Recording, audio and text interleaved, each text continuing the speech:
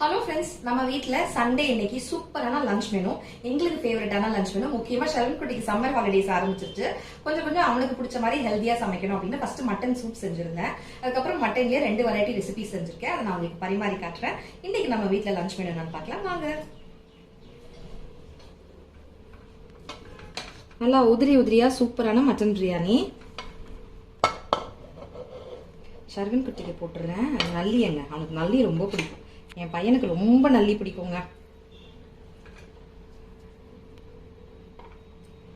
பீஸெல்லாம் எடுத்து மேலே வச்சிடலாம். சூப்பரான உதிரியான கமகமான மட்டன் பிரியாணி. மட்டன் சாப்ஸும் ஒரே ஒரு நல்லி டேஸ்ட்டுக்காக போட்டிருக்கேன். அப்புறம் மண்ணீரல். நீங்கள் உங்கள் ஊரில் என்னன்னு சொல்வீங்க? சுவரட்டியா? இந்த பாருங்க, மண்ணீரல் தருதுங்களா.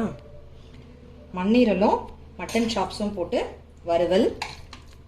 ஆக்சுவலி நாங்கள் இதை வறுவல்னு சொல்ல மாட்டோம், தொக்குன்னு சொல்லுவோம். அதை வச்சாச்சு.